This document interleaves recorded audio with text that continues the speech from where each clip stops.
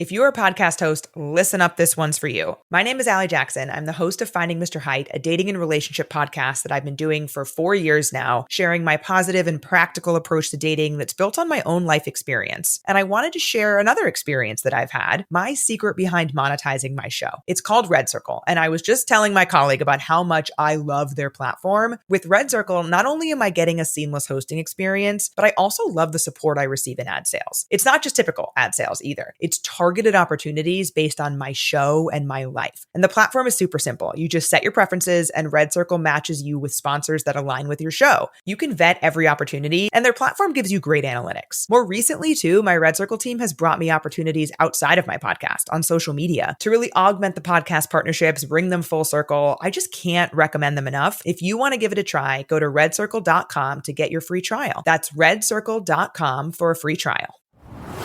This podcast is part of the Neverland Network, where faith meets video games, movies, and fun. Find more shows like this at neverlandpodcast.com.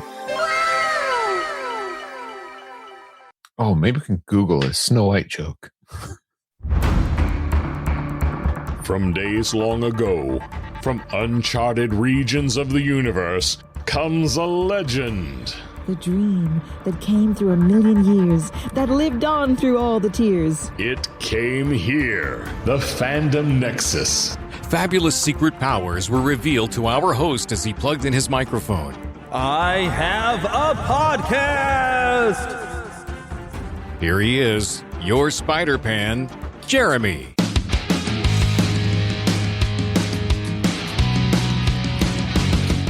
Yes, guess what? Well, I've actually come back for a second week. I'm still alive.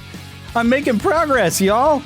It's like 2 weeks in a row. We're almost back to a normal schedule. I guess we're technically are, but I couldn't do it myself this time.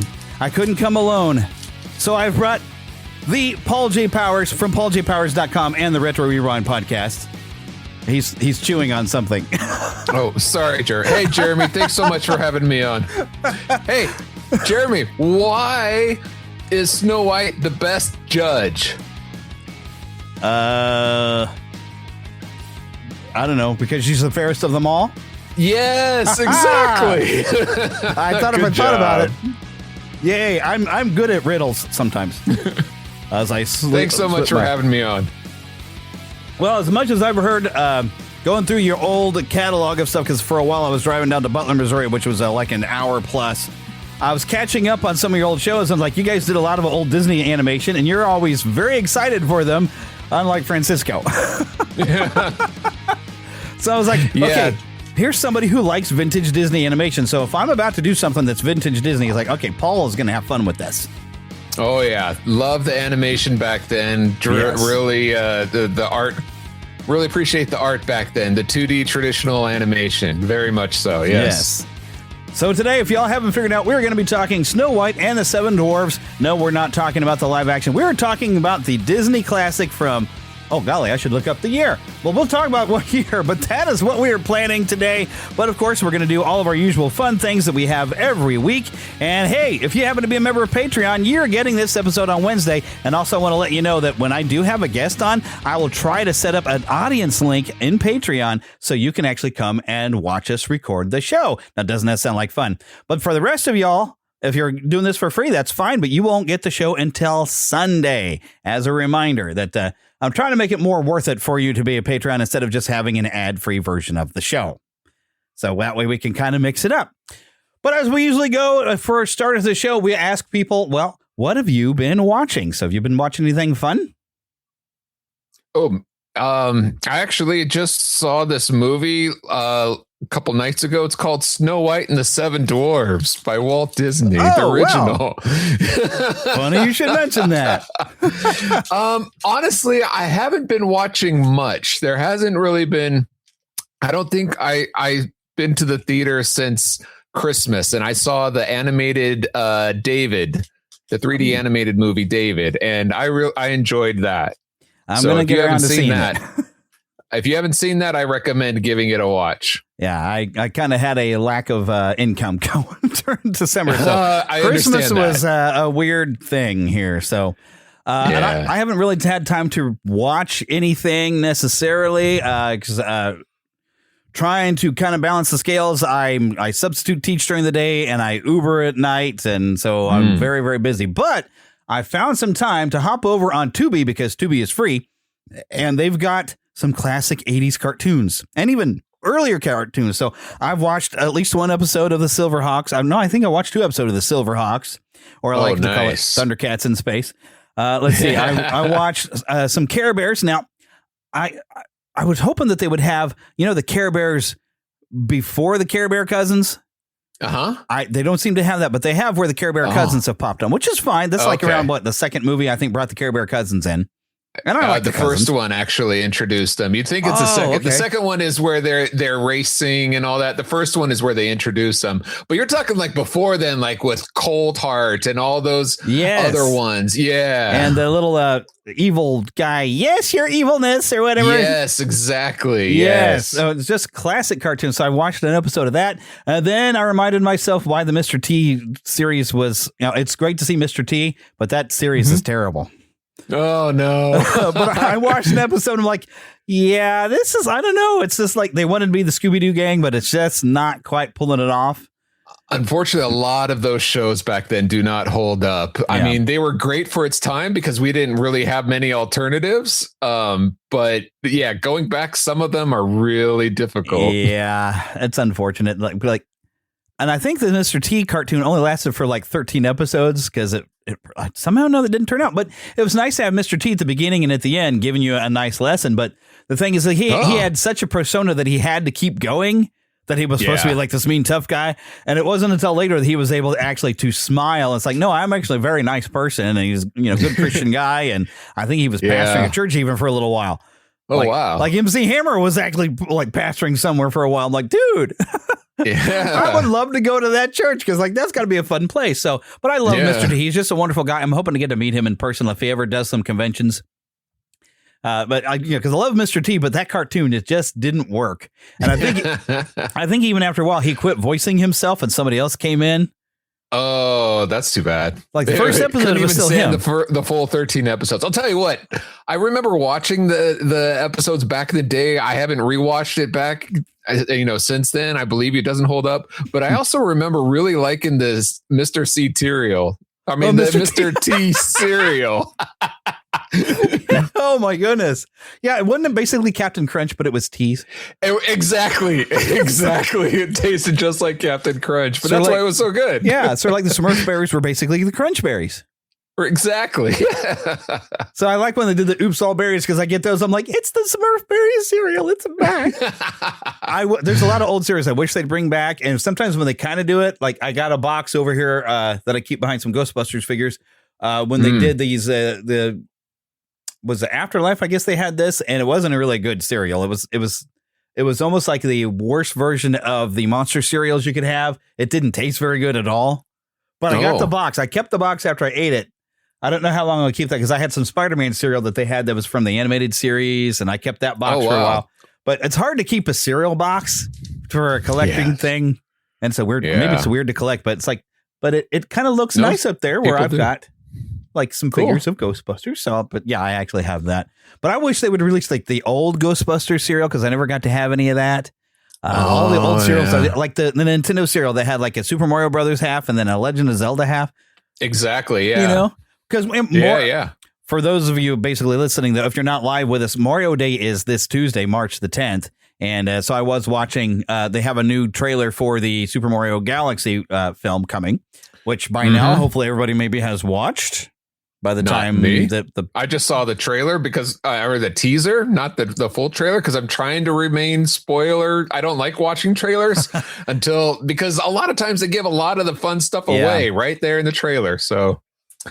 Well, I'm looking forward to it next month. They at least told the plot that's like, yes, it's basically Bowser Jr. has done something and Mario and Luigi are going to space. And they did say that Chris Pratt and that I forgot the guy who's voicing Luigi did say that the brothers will be able to have an adventure together the entire time instead of being split up. So that way it's more fun. Then, of course, we are going to introduce the other princess, Daisy? Rosalina, or Daisy. Yeah, Daisy. I don't think Daisy's in it, but I think Rosalina might be the one coming in. I don't know. Yeah, she was in the teaser. Yeah, Daisy, I guess, came around with Super Mario, the Game Boy, Was that wasn't Super Mario World? Whatever the Game Boy one. I don't know. think that's but where where's Daisy Pauline with Donkey Kong? Yeah. Well, here's my question: what happened to Princess Toadstool, the redhead? She's gone. Suddenly, Peach showed up. Where did Toadstool go? Because Peach is a blonde. That's right. So when did this swap? Because she dyed her hair and changed her name.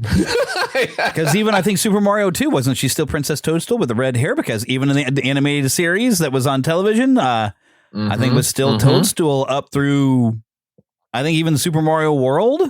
How did I not realize that? She became Peach when we got to the Nintendo 64. All of a sudden, Peach came around. So it's kind of like Glove and Boots has actually done a video a long time ago. If you ever watched Glove and Boots, they wondered wait a minute, the Pauline that we see in Donkey Kong is not the same Pauline that's in the Super Mario game where she's supposed to be the mayor of like New Donk City or something. I haven't played that game. Oh, okay. So I haven't either. So yeah, Nintendo has a bad habit of overcharging even for used games.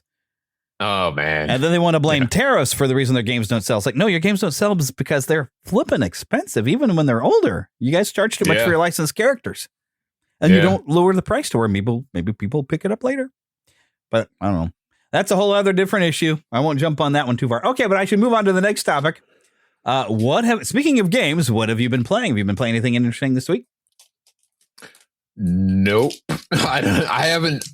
Honestly, I'm one of those old school. I enjoyed the Nintendo, the Atari, and the Super Nintendo. After that, I put it away because I'm the kind of guy that it gets so addictive that if I could spend like the whole Mario Maker when that came out, I was like, my eyes widened, and it's like, look, I could like lose my job on stuff like this. Like I have to stay focused. So I don't even play solitaire, like those little games. Not even playing on your phone. No, not lately. Yeah, I've had to strike a balance because I have to work. I have to work on the podcast. I have to do other things around here, but I squeeze in some time when I can. COVID was great because I was stuck at home.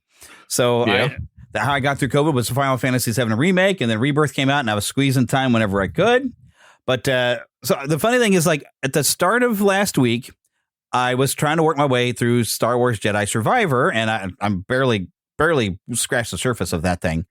But the new WWE 2K26 came out, and Philip had already given me and our friend Seth the money to buy it because he wants us to be able to play with him and all this other stuff. He gets super excited about these. I don't, but especially because they never really fix the games, and they always set up. I don't know if paywall is the right word for it, but all these microtransactions to constantly get some of the wrestlers that you want, like the old school wrestlers. Oh, look, now I got to pay extra. Yeah. So already he gave me $100 to get the $100 package, and if I wanted to do the extra 50, I could get even more wrestlers. Oh, but wow. I was looking at what's available to me. It's like, oh, look, Andre the Giant is there. Oh, but you're going to have to unlock him. And it doesn't even say how to. Macho Man Randy Savage is somewhere locked behind something. Hollywood Hulk Hogan's locked behind something. So I was like, those are all the best ones. These are the ones that I actually want to play with. I don't care about these new guys. Yeah. So, but it is fun to kind of create. So I did try to do the bit of the showcase. They have CM Punk as a showcase. And I actually like CM Punk. He's very charismatic. He's fun to watch. So they have him a showcase going through some of his matches. But you have to do certain objectives in a match in order to unlock things. And usually I'm trying to unlock bits of costume or sometimes even characters, because even when you unlock the character, their costume will come out. So I can create characters that maybe I need bits of their wardrobe. Like I need this person's boots to look just right. So I was trying to do the showcase, and I got to a thing where I was having a match with The Rock, and I had to do a move thief thing, which requires you to let The Rock build a finisher. Now, if you know how these games work, you have a signature move that you build up. If you perform the signature, instantly you get to do your finisher. Okay. So I needed to have The Rock with a finisher built up so I could do a move thief, so I could do a rock bottom on him for an objective. Well, of course, as soon as he does the signature and I'm stunned, he goes straight to do his finisher.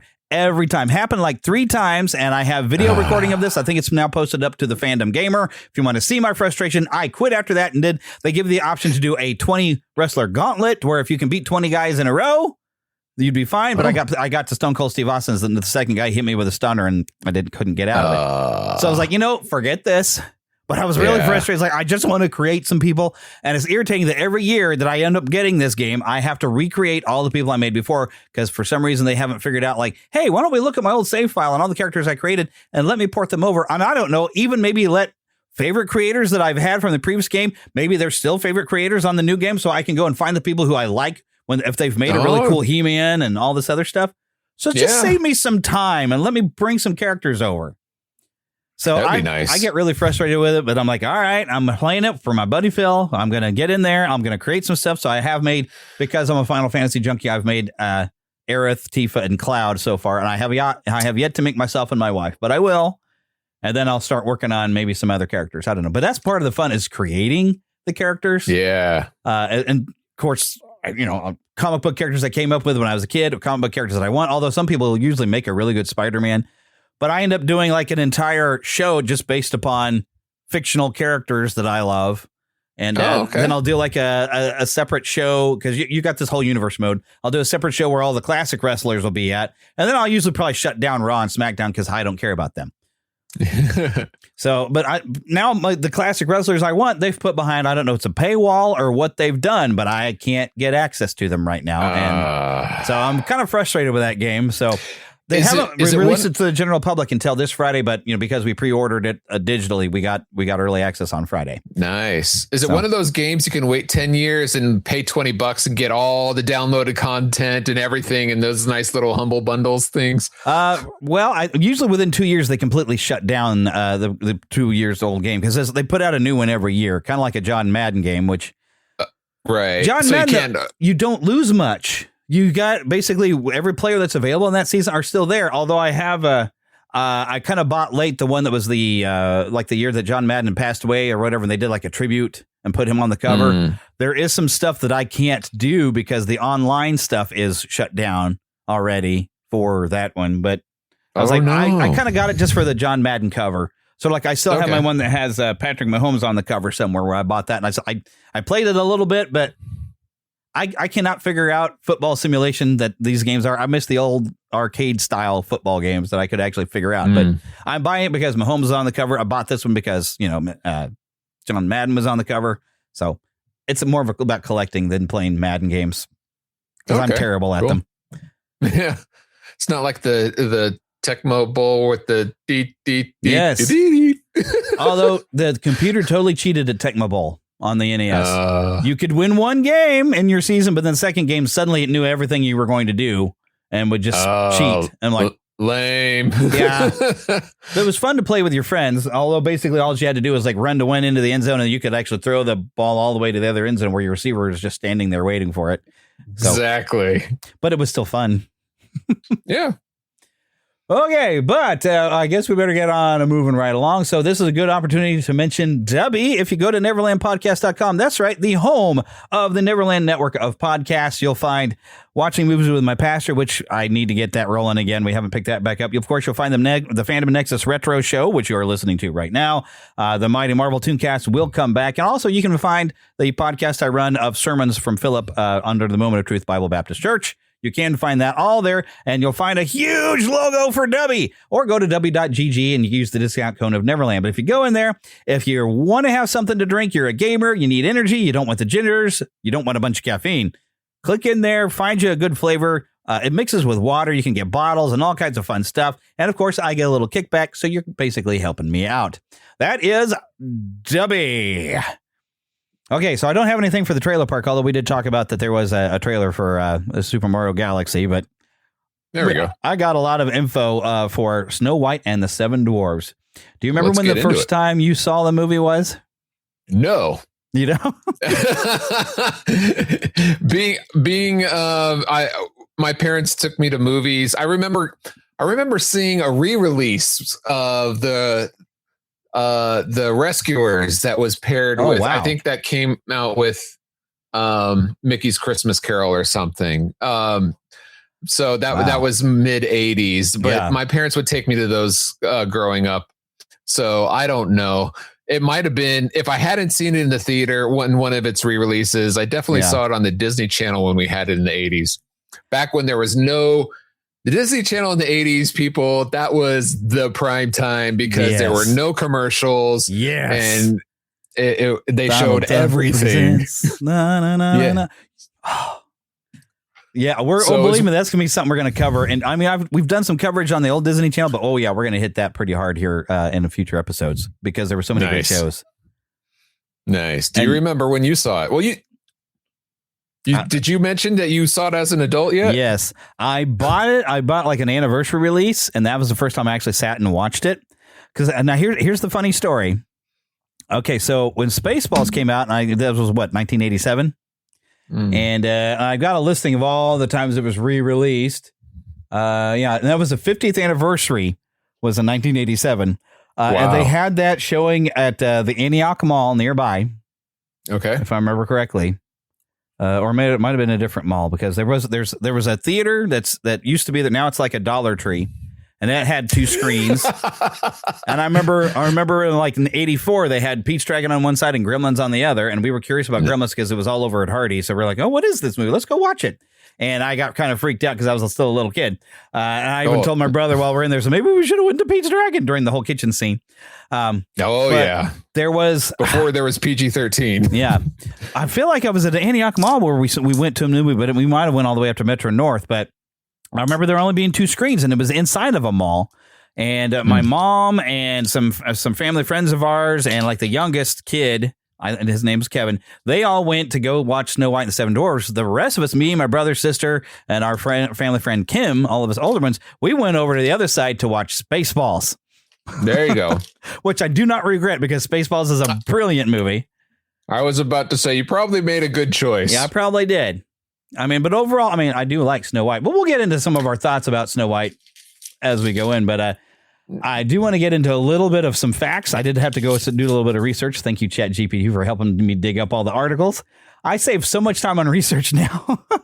But okay, so they did a big premiere now, December 21st. 1937 at the Carthay Circle Theater in Hollywood, and you can find videos of this where they had, I think, people dressed up as Snow White and the Seven Dwarfs running around. Just a bunch of people running around, including Charlie Chaplin, Judy Garland, and Marlene Dietrich is mentioned. I have no idea who that is. I mean, this ended up being a big thing, but what was funny is they were calling this Walt's or Disney's Folly because no one thought that anyone in America would sit through a feature-length cartoon.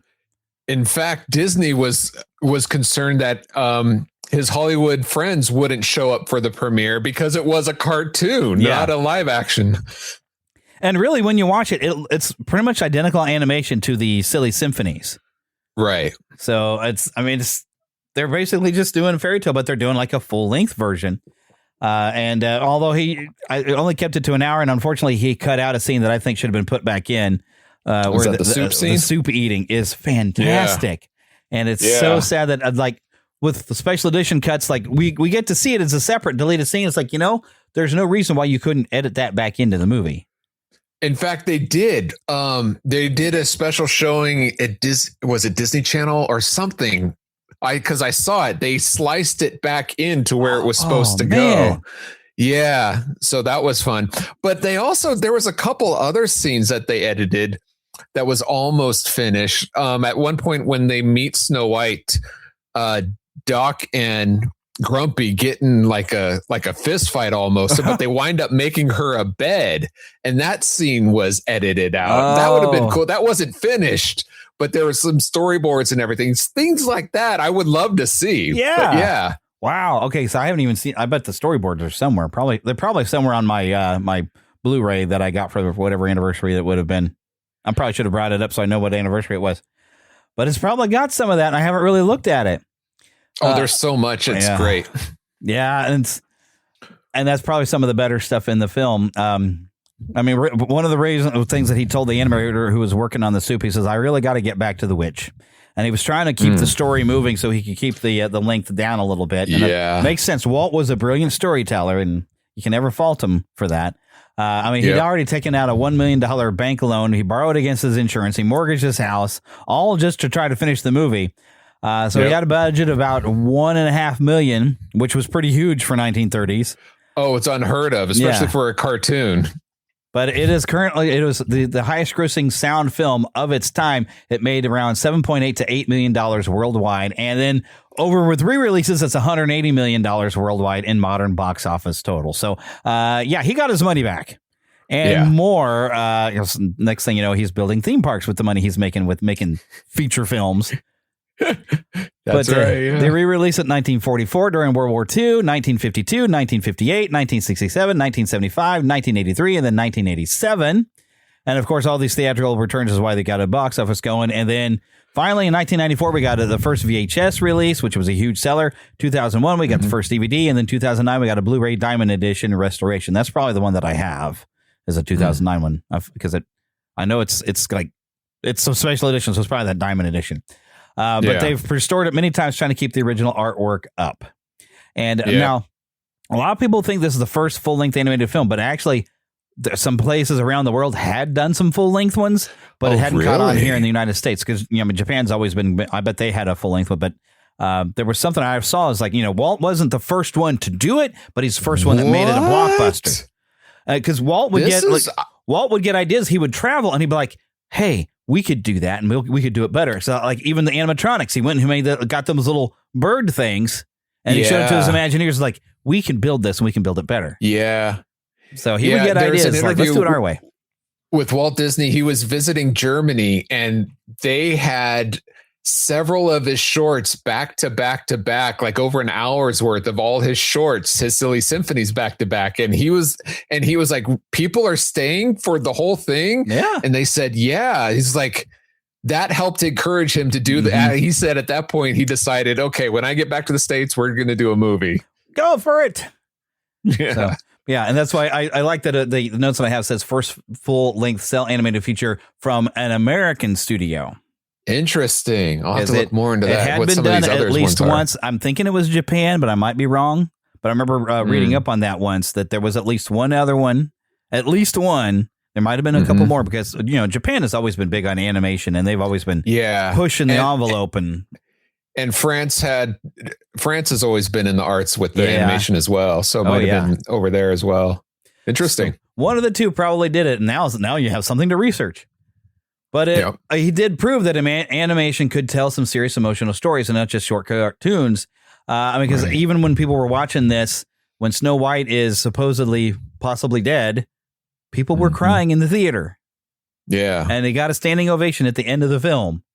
Yeah. And is listed actually as the number 1 animated film of all time on the 10 greatest films in 10 genres by the American Film Institute. Right. At that point, they knew people could make people laugh with cartoons. Yep. The biggest gamble is, can they make people cry and to really care about these characters? Care about the characters. Yeah. Although I got to say, every time I watch it, I don't get that interested until the dwarves show up. The dwarves totally make this movie, and they're hilarious. I love the dwarves. And it was such a great idea. Instead of just, generic dwarves, Walt says, no, we're going to make sure they all have personalities. And each one is a character. That was genius. And he apparently, even at one point, and I have this noted somewhere, that they were going to have Dopey talk. Yep.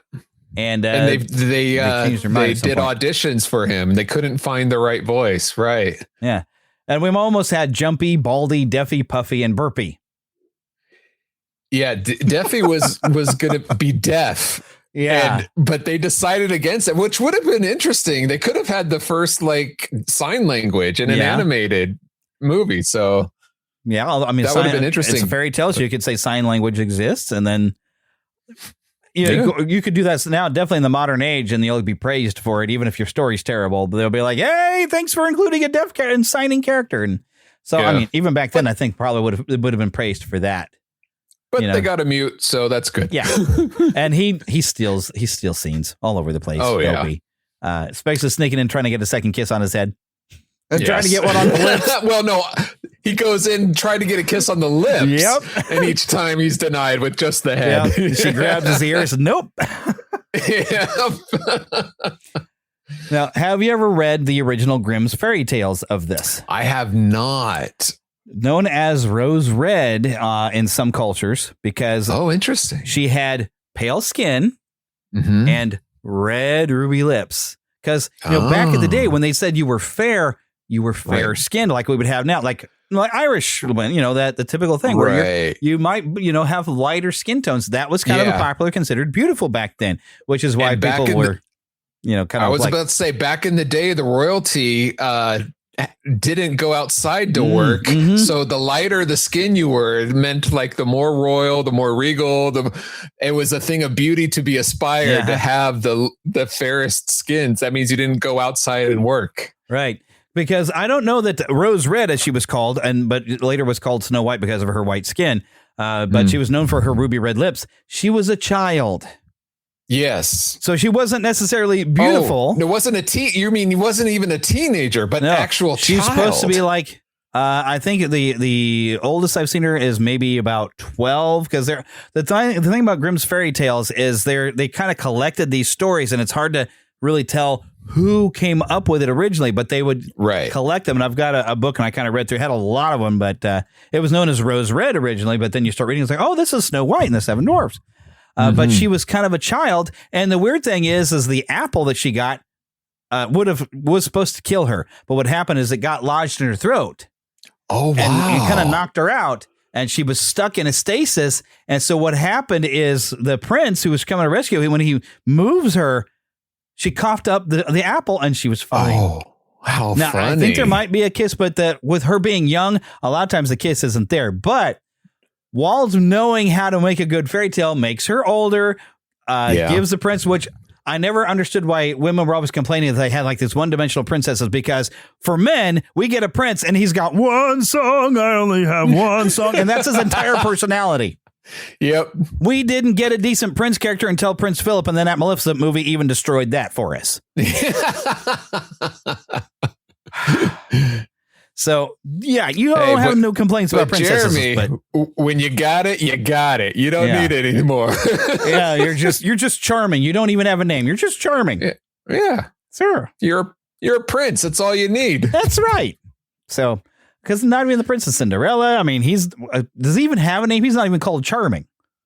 No, you're right. He's just there. So we had princes that were like really just one-sided and were there for 5 minutes just to fallen madly in love with some woman he just met, that kind of thing. But you know what? The thing about classic Disney animation is we were willing to go along with it and just enjoy the fairy tale. It worked. We would still cry over it. We'd still cheer for it. He-Man and the Masters of the Universe will be back right after these messages. And now back to He-Man and the Masters of the Universe. Are you a fan of Adventures in Odyssey, Lamplighter Theater, or Jonathan Park? Want to join other fans for discussions or behind-the-scenes info about these shows? Or maybe you're looking for more great audio drama to listen to with your family. Do you enjoy hearing exclusive interviews with the cast and crew of your favorite shows? Then Audio Theater Central is the podcast for you. I'm JD Sutter. Since 2010, Audio Theater Central has been exploring the family-friendly audio drama world through news, reviews, and interviews. Join me and a rotating cast of co-hosts each month for another episode featuring the latest updates, in-depth reviews of new releases, and conversations with the actors, writers, directors, sound designers, and composers who create your favorite audio dramas. And maybe we'll introduce you to some great shows you've never heard of before. Find us at audiotheatercentral.com or in your favorite podcast app. That's audiotheatercentral.com. Right. I don't know. In fact, it does a lot better than a lot of stuff they're making nowadays. Yeah. I don't know. It's like the first time I think, well, no, see, Philip, we did because we got them as kids and we got a little bit more personality and a bit of his story with Aurora, which we'll probably cover Sleeping Beauty at some point because it is beautiful to look at. The style of it is amazing. But like I'm trying to think like the first, well, we got Pinocchio, but he doesn't fall in love with a girl or anything. No. And, we'll have to cover that sometime too, because I've listened to the audiobook of Pinocchio, and it's an entirely different thing. Oh yes, I've heard that. Yeah, and I actually like the movie better because Pinocchio was a likable character in the movie. In the books, I don't like him at all. He's horrible. Yeah, but he's like you said, Disney's a master storyteller. He was like Mary Poppins. I read the original books. Yeah, Disney. He had a knack for making it better. I don't know how. Because typically, if you ask anybody, did you like the movie or the book? And then people who read the book, generally, the book is always better than the movie. Yeah. But, didn't it? Now, of course, now Disney changes things and makes it different. But he had a gift. Yeah, heck, even Jungle Book, he said, this is a great book. I've got licensing for it. And he handed it to his writers. Okay, now don't read the book, but just write stories from it. And what they did is they pulled there's just a little section about Mowgli, and they just focused on that and came up with the film of the Jungle Book. But it's a pretty good movie. It's not one of their best, but I still like the Jungle Book. Yeah, same. So it's still fun. It's a classic Disney. It's a classic, as you voted it on the Retro Rewind podcast. Right. I think you were the only one to give it a classic. When I was listening, I was like, oh, really? No. That's what I was like, Paul is going to have to join me on stuff because we'll both can appreciate classic Disney animation, unlike the rest of the people over there. Because I don't understand that. But okay, some of the other fun facts. And you've probably seen there's different photographs where Walt would want to tell the story of what he's got in mind. And so he actually acted out the entire movie for his animation team. He did all the characters, did all the dwarfs, did the queen, did Snow White.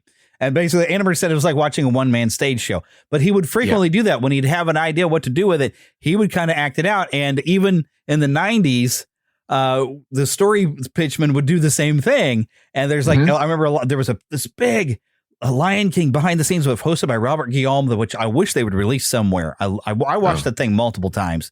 But you could see some of the head writers were like acting it out in the writing room. And it's like, oh, my goodness, the tradition kind of lives on.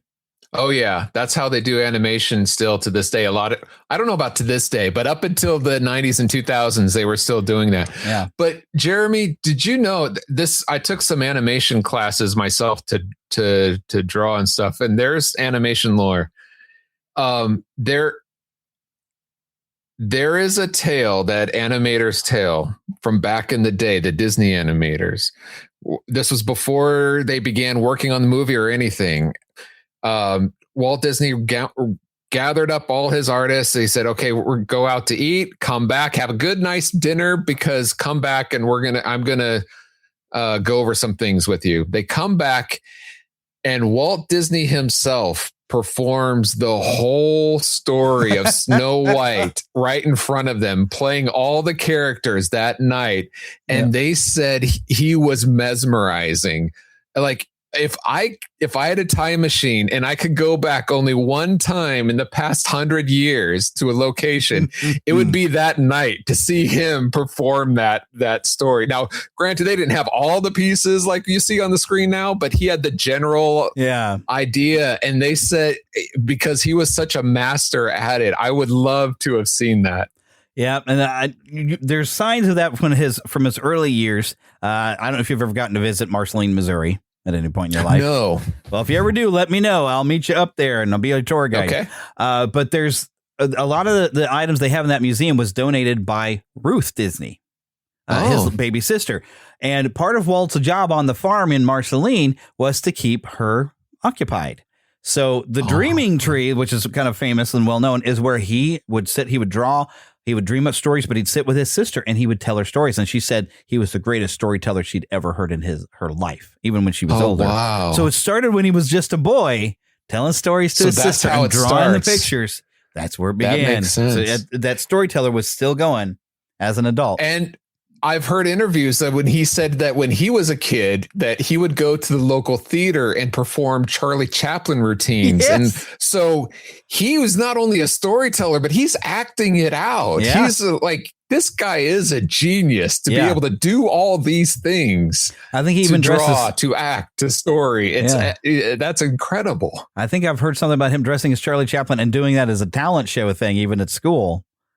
Okay. Like the early days. I've heard some stuff about that because he liked to do that. And then one of his favorite things is he got to play Peter Pan when he was a little boy too, because that was his favorite story, which is why, eventually he did get the rights. But the thing is the animated Peter Pan actually sticks fairly close to the story of Peter Pan. Yes. Which I'm like, of course, for Disney, yes. Because he loved it. Now, he took out some of the darker elements if you ever get a chance to read it. Yeah, the massacres, the Indian massacres and such. Yeah. And Captain Hook is kind of scary because he has, they kind of play at it in the animated where Captain Hook gets irritated with somebody and just off screen shoots him. But in the book, he guts him with his hook. and throws them off of a boat that they're on. So I'm like, ooh, Captain Hook is actually a scary character in there and a threat. And so like, not like, just I still love him in the animated, but he's not scary. He's like Skeletor in the 80s. Where he's like, oh, you look scary because you have a skull face, but you're really not a scary character. You're funny, and we love you for that.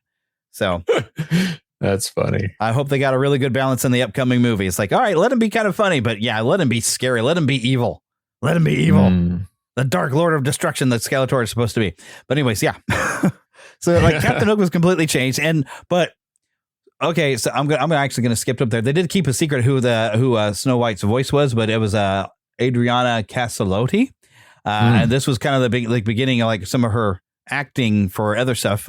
She only got $970, but she was mainly known for her singing, which was kind of an amazing thing. But I wanted to, 2 million drawings was done for 250,000 final animation cells. But I want to jump. Oh, okay. We do have to mention that Shirley Temple gave him the 1 full-size Oscar and 7 tiny Oscars. Yes.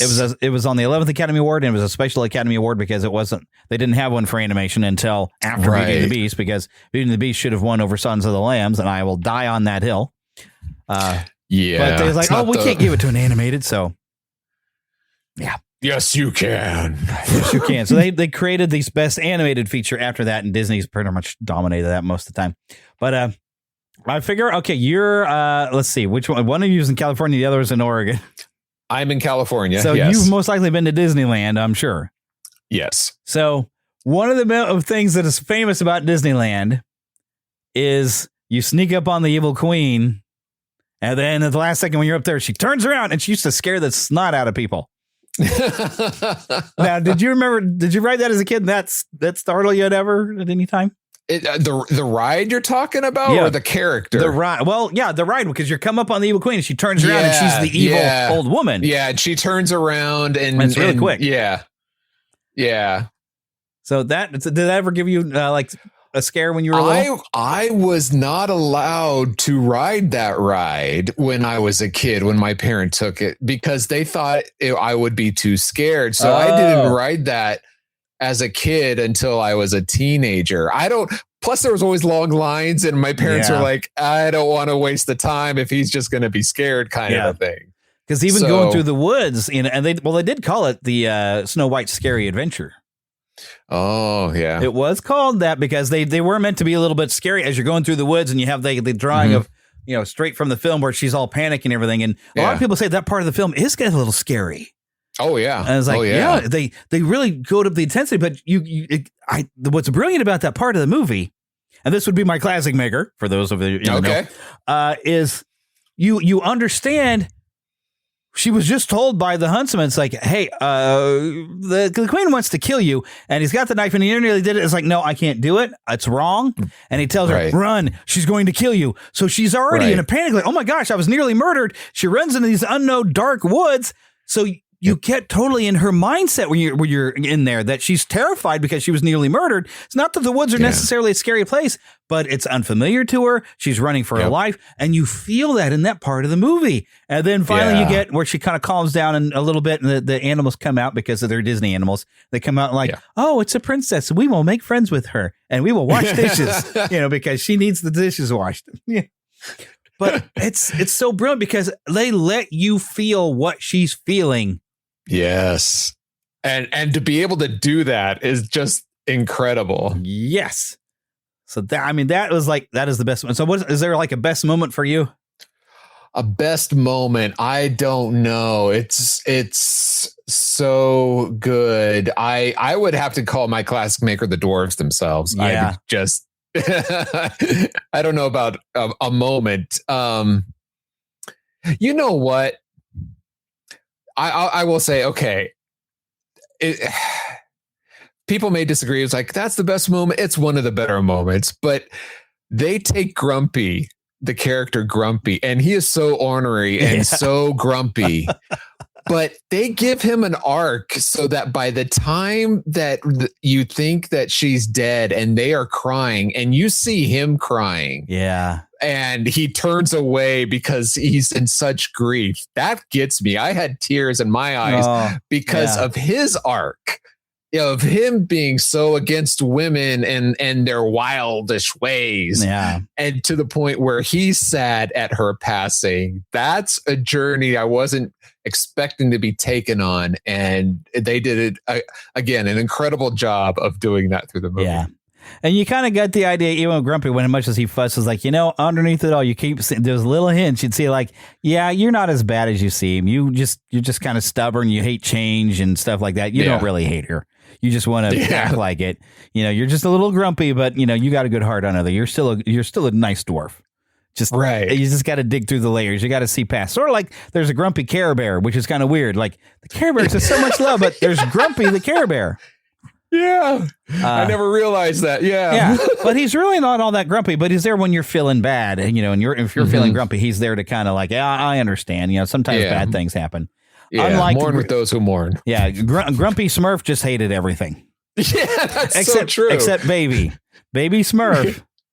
Because he secretly, I remember like the first episode where Baby Smurf showed up, he's like, I hate this, like, but I kind of like Baby. He's kind of quiet to himself, like, all right, Well, that's the first time he ever said anything other than I hate this and I hate that. Grumpy Smurf was very one-dimensional, but Grumpy the Dwarf has an entire story and coming around, and you realize, you're not so bad. You're kind of cool. You just got an attitude. And they did it subtly. Mm-hmm. Yeah, it's incredible the finesse that they took these characters, and back in the day, in the early pioneering of film, to be able to do that with a character, it's incredible. Yeah, and an animated one where you could relate, you could understand what he was going through. You got through him, and that takes a lot of study. And heck, we could talk about the rotoscoping, because this is the beginning of like having some, and you can see like the old footage of the guy he was just plump enough that they used for the basis, I think, of Happy doing his little foot dance. And you can find all the footage, and even some dancing that Snow White does. They kept that same footage and they use it again, like in Robin Hood. Right. And I don't know how much it actually would be rotoscoping, because to me, rotoscoping would be like something Secret in Nim. I was just about to say rotoscoping is when people say rotoscoping, people traditionally think of like the Fleischers, where they would trace sometimes, like the Coco Clown kind of things. But Disney was adamant, Walt was adamant, that they said they didn't tracing. They did no tracing for the final product. They just took that as reference, and used it. And his artists were that good that they could replicate it, but they would draw their character over top of rotoscoping. Usually they're drawing just exactly what's there. Right. Like Secret in Nim with the farm motion equipment and the timing. And if they'd had a computer, they would have done it with that. But it was before computers, so you could rotoscope and you could make something machinery believable back like Secret in Nim and Lord of the Rings, where they would kind of draw the armies and the battles and stuff like that. Which that's still actually worth watching too. The old animated Lord of the Rings. It's worth the watch. I'm curious about it. It's been a while. Yeah. I remember enjoying it when younger. So that's one of those I wonder, does it hold up? So you say it does. So I think it does. It's a little slower pace, but there's a lot of the things that they did with trying to abridge the story and translate the story that you see Peter Jackson's team kept their ideas and built from that. So there's a lot of similarities, but they do try to squeeze in a lot more of the songs, but trying to keep it from being slow and boring. So yes, for those of you that get that reference. Yes, slow and boring. We do have some updates, so that has happened to the ride. Like we got the Seven Dwarfs Mine Train, which I've only been to Walt Disney World, and I've only been once, and it was in my early 30s, which you become obsessed for a while, but the obsession goes away when you don't keep going. So you're able to see the flaws. But they did a bit as a replacement, and in 2014 they opened up the Seven Dwarfs Mine Train, which looks amazing, and it's kind of a hybrid. It's a little bit of a roller coaster, a little bit of a dark ride. It's got swing, mine carts, and a song and fun. And even in 2021, Disneyland got an update to Snow White's Enchanted Wish that has a more brighter tone. There's a bit more Snow White moments. Because, interesting. They even have a clear True Love's Kiss ending, which the idea behind the ride originally was that you were Snow White. So you were seeing everything from her perspective and going through the story. So you'd get to see the end where the witch falls, but then you wouldn't have the ending part. So now they just exit the ride after that. Yeah. So they decided to make it more magical than frightening was the idea behind that. Oh, interesting. So, I didn't realize that. It's been a while since I read it. And I was blessed, I guess you could say, enough once. We were lucky to go to Walt Disney World for their 50th, just a couple years ago. And I was able to ride the the Snow White and the Dwarves mine ride once. So it's a good ride. I recommend it. It's a lot faster than the Disneyland one. Yeah. Yeah. I don't know if Disneyland's going to build a version of the minecart ride like that. That'd be interesting if they did, but that'd be fun. Disneyland's got a little bit of limited space. So if they want to build something new, something has to get torn down, unfortunately. Walt Disney World still has some land that they haven't utilized. And so you never know. They can find ways to kind of stretch some room a little bit here and there. So come up with whole new Star Wars parks and that kind of thing. So I used to have to follow and keep up with that to keep everybody informed. And thank goodness I don't have to, because, wow, that was a lot of work. That was a lot of work trying to stay on top of what they were building in the parks to keep everybody informed. So the benefits of no longer being a Disney podcast. Oh, yes. Oh, yes.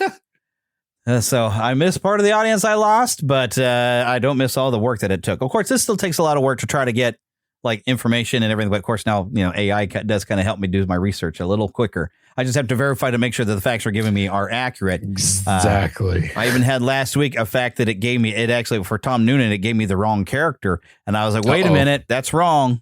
I had to go and look up. I was like, okay, no, it was the Ripper. But for some reason, it was thinking he was the lead villain of the guy who had the glass eye. I was like, no, that's not Tom Noonan. Tom Noonan was that tall, scary guy with the axe, the Ripper. That's right. So, yeah, you have to be careful when you try to do your research. You always want to make sure and verify your facts. So it still takes a lot of work to do all this kind of thing. But yeah, thankfully I don't have to go and know everything going on into the parks anymore, because it was twice the work, because I have to research my topic, I have to research my news, and now we don't do that much news. So, and I don't think there was really anything big in news, unless there was something you've heard about this week that maybe we should have mentioned before we wrap this thing up. Like nothing that got you excited other than, hey, look, the new Super Mario movie, Yeah. Yeah, because that was cool and I just saw it. So we will start wrapping this up. I don't have any new emails, but I do want to remind you all about Podgagement. That is Daniel J. Lewis. By the way, award-winning podcaster Daniel J. Lewis. That is his business, where if you happen to have a podcast, you want to be able to get your reviews from around the world all in one place, plus tons of other features. I have a link right there. And of course, I get a little kickback if you follow that link and set up an account with Podgagement. Of course, where is that website? That is neverlandpodcast.com. That is the home of the Neverland network of podcasts. And of course, we do want to thank Karen Kennedy, Ricky Pope of Christian Nerds Unite, and Darren Wilhite of the Wilhite and Wall Show. They're the ones that helped me out with that intro. And of course, don't forget, you can email us podcast@neverlandpodcast.com.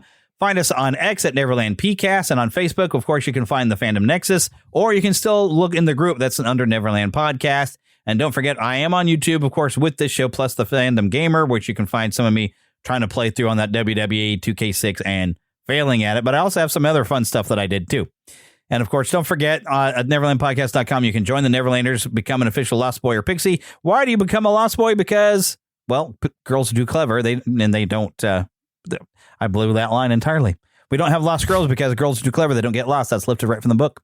And of course, we have the Patreon. And like I said, if this show has been part of your life in the last 12 plus years and you'd like to help keep it growing, of course, you can join Patreon for even just $5 a month. And it kind of helps us going. No copyright infringement is intended, and copyright is held by the respective owners. Content is shared for review and commentary purposes under fair use license. And of course, we have the great Paul J. Powers of pauljpowers.com. So what is that, pauljpowers.com? Basically, you can find all my social media links, whatever I've been up to, like the Retro Rewind podcast. There's a link to that there. Basically, if you want to know what I've been up to lately, go to pauljpowers.com. What have you been up to lately? That doesn't quite I'm singing on the show today for some reason. Is this like the third little bit of song? Okay. That's frightening. It's the Snow White singing coming out, the singing. You see, I sang the Prince. Okay. I think this is like the third time. Okay. So if you're still listening, you have survived me singing 3 lines. But I guess that kind of happens sometimes in the show, especially when Philip and I, we sometimes sing with movies too. Oh my, that's frightening. Okay. But all right, thank you all for sticking around. Make sure you go to pauljpowers.com, and also Firejoy Studios, I believe, is the main website where you got like the Retro Rewind podcast set up. Yes, the firejoystudios.com. And of course, you can be found on Facebook as well if you go search for Retro Rewind podcast. There's usually a lot of fun things going on with like what movies you're going to be covering on the next one. And because you guys like to have feedback from people commenting like what you might remember from the movie, even though you're about to do one and your newest episode is a movie I haven't seen, so I won't listen to the episode because I don't want it spoiled for me. So I have to skip Don't worry, one. there's always a next one. We do it about every 2 weeks. So if you're not familiar with this one, just wait a bit, 2 weeks, and you can catch us on the next one. And you got a heck of a back catalog of going through. It's like, oh yeah, I remember that movie. And sometimes you guys cover a video game and get a nice little panel together, and they give like 3 things they like and a classic maker, and then 3 things they don't like and a tragedy maker. Every one of the episodes, a lot of fun and everything. Because sometimes you're going to I kind of agree with that one. And you're probably, if you're like me, you're probably going to agree with Paul more than you are Francisco. Francisco, he's really hard to please sometimes. But that's why I've told Francisco before, if you like something, it's got to be good. Because it got through all his stuff that he's like, Meh. So very rarely have I disagreed with you. There's some stuff that you have a tragedy. I was like, well, really, that's not that bad. Yeah. And we ought to have you on again just to represent you and your likes and dislikes, because everybody's individual. Because I don't think for a movie, I don't think I've done anything since I did Masters in the Universe with you guys, and then I played oh my gosh, Junkyard Juggernauts for I think a Saturday thing. I got to play that one before it was released. Nice. And now he's kind of working on developing a card game. Apparently, Francisco, little game maker that he is. Yeah, he's going that route. Yeah. But we review games, video games. I said I don't play video games that much, but if I do, it's usually for the Retro Rewind podcast to replay an old game. And we review movies or games that are 15 years or older, see if they still hold up, give our opinion. Because there's a lot of times like, oh, I remember that back in the day. Is it worth our time? So we review it and we let you know if we give you our opinion, if it is or not. Yeah.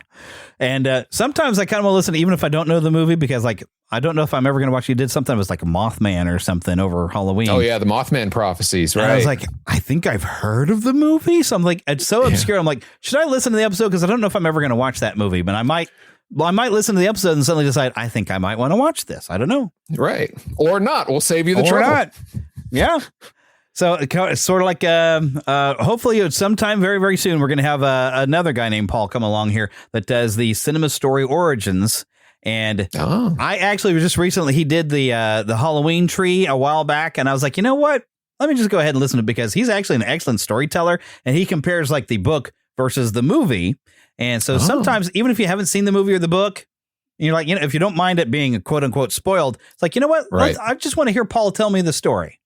So nice. We're hoping to have him on very soon. I'm hoping I can get him on for Wizard of Oz, but I'm trying to get coordinated with him because he wanted to do some stuff this year. So speaking of Wizard of Oz, did you know that it's only because of the success of Walt Disney's Snow? Oh no, we lost the signal. White and the Seven Dwarfs. Its tale can be told for the family. Yeah. So if this hadn't succeeded, we would have never had MGM's Wizard of Oz. So indeed. And we'll talk about how much the Wizard of Oz has meant to us over the years on next week's show, because I at one point I had the thought, I had to stop myself. I thought about this really hard, because, I did listen back to see how Christmas Carol turned out. And I was like, wow, we did a really good job. This was fun to listen to. And part of my brain looked over. It's like, everything's kind of big with Wicked right now. It's like, you know what? Let's get back to the original story stuff. And I have like some really thick books that are like, I think I got the entire Wizard of Oz or Oz series in these collected hardcovers.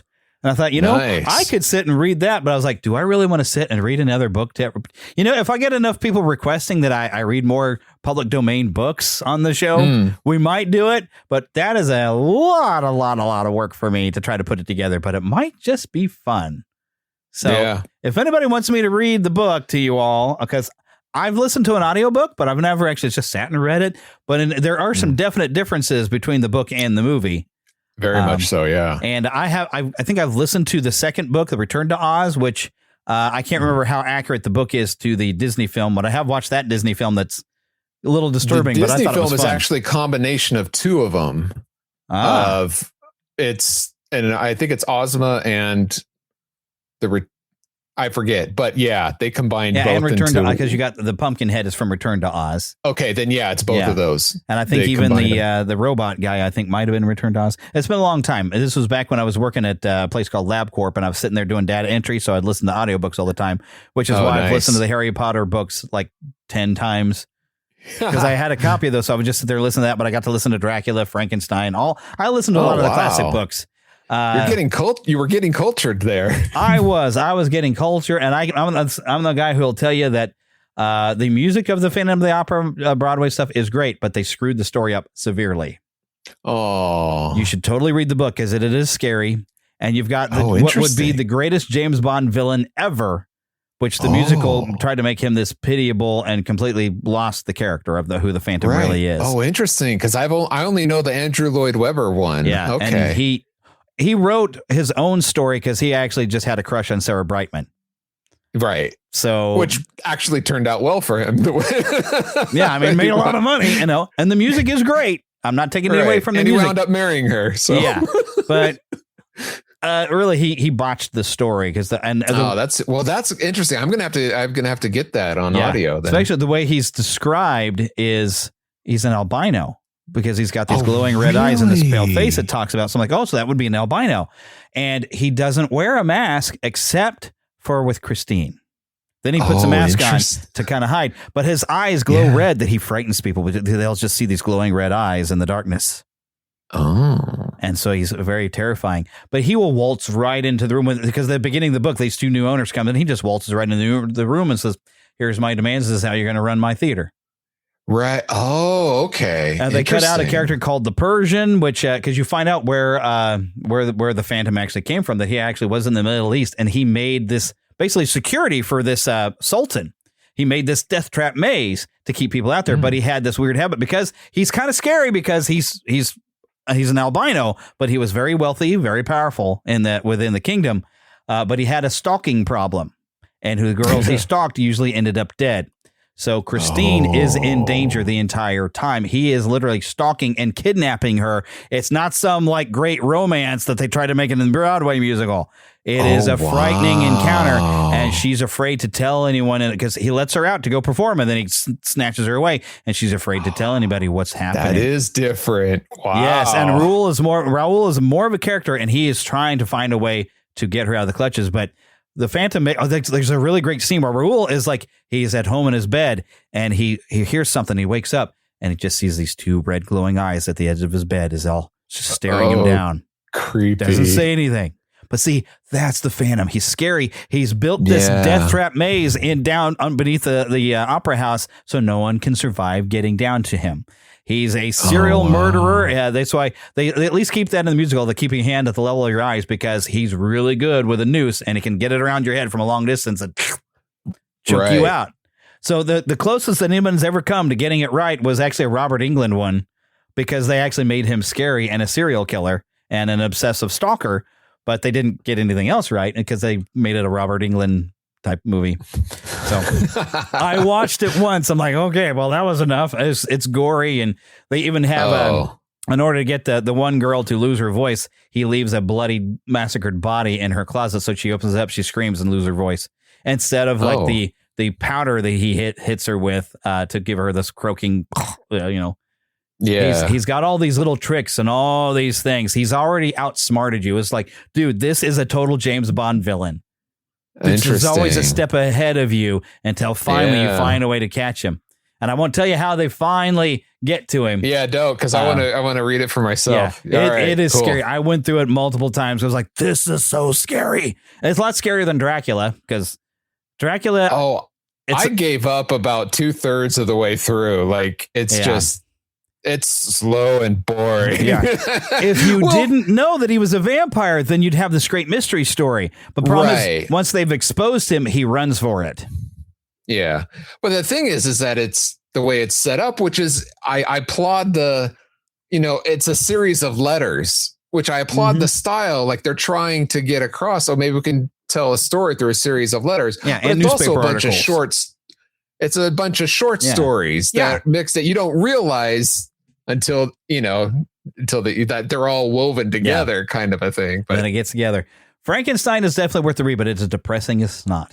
Oh my goodness! Oh, it's very depressing because you get a lot more. You get the Victor and his family's story, but you also get from the monster because basically this is someone who's slowly becoming a man. And you get to follow how he's mental development, and he's not this the whole time. He couldn't because he learns to speak.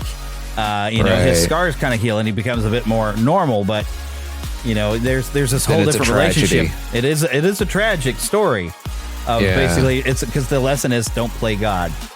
Right. Basically, don't try to play God and create life because you're not going to take the responsibility for. Like even raising kids, I'm sure is difficult. I don't have any kids, but I have cats and they're hard enough to herd. But trying to teach your children right choices, that's one thing. But having where you've created a full-grown man who's extremely strong, looks kind of scary looking until his scars kind of heal and he gets more human looking. But he doesn't have that build-up from a child of learning right from wrong. And so he develops his own morality as it goes along. And but Frankenstein is a long, slow, boring read, but it's very interesting. It's asks a lot of interesting questions, like good sci-fi. It's actually the first science fiction book. Yeah. So it's really good. Like good science fiction should do. It should get you to ask a few questions and make you think about stuff, like Star Trek. Yeah. Yeah. Exactly. But we've wandered away somewhere. I was supposed to end the show like 10 minutes ago. That's a little bonus for you people who stuck around. A little bonus for sticking around, but you've stuck around long enough, so you might be familiar with us. So we got to just tell everybody to get lost in an adventure until we see you next time.